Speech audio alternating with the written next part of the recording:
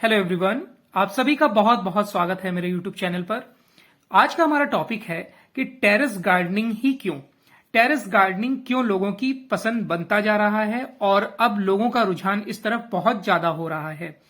आपने गौर किया होगा कि ये जो टेरेस गार्डनिंग है या फिर जो छतों पर सब्जियां उगाने की प्रक्रिया है, इसने जोर पकड़ा हमारे लॉकडाउन जो हुआ था 2020 वाला, उसके बाद से लोगों को समझ में आया कि हम जो अभी तक सब्जियां खरीद रहे हैं या अभी भी बहुत लोग सब्जी खरीदते ही हैं, तो वो ऑर्गेनिक सब्जियां बहुत कम होती हैं और उसमें केमिकल का यूज ज्यादा होता है।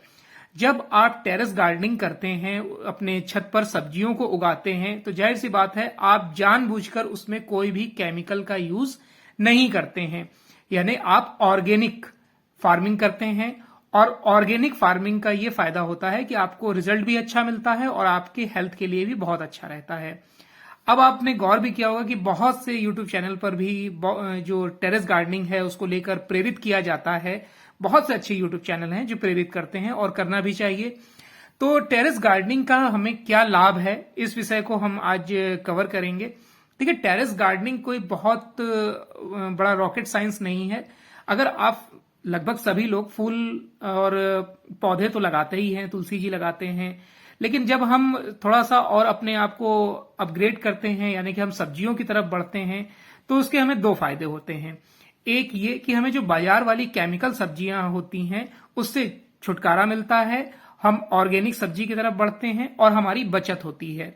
दो चीजें इसमें बहुत महत्वपूर्ण होती है। मेहनत लगभग ना के बराबर होती है और थोड़ी बहुत तो मेहनत आपको करनी ही पड़ेगी, लेकिन इसमें ये रिजल्ट निकल कर आता है कि आप जो भी सब्जियां खाते हैं वो ऑर्गेनिक होती हैं, केमिकल के बिना होती हैं, तो आप उसे बिल्कुल आराम से खा सकते हैं, आपको कोई डर नहीं रहेगा।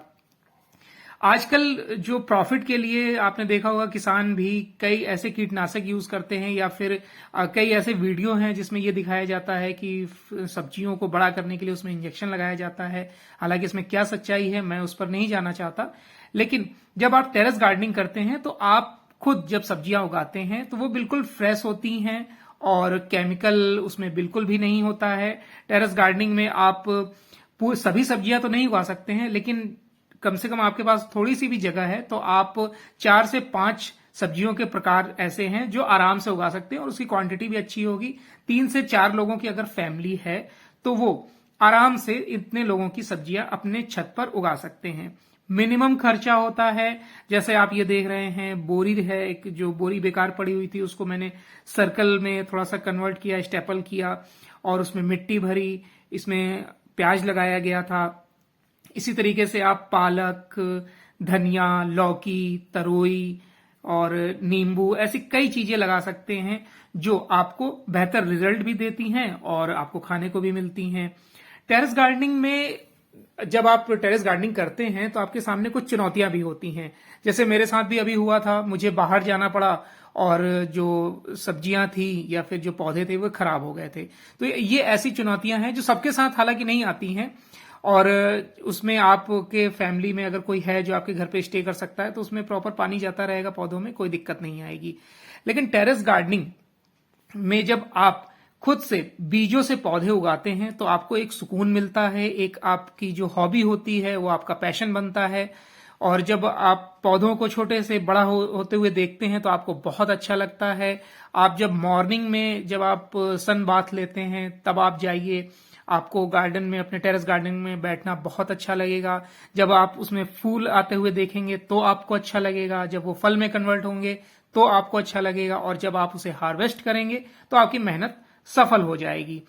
तो आप ये जो वीडियो बनाया जा रहा है वो सिर्फ इसलिए कि ताकि आप प्रेरित हो सकें। आपके पास जितनी भी जगह है और थोड़ी सी भी जगह है, थोड़े संसाधन है, उसमें भी आप टेरेस गार्डनिंग कर सकते हैं। टेरेस गार्डनिंग में बहुत खर्चा करने की स्टार्टिंग में जरूरत नहीं है।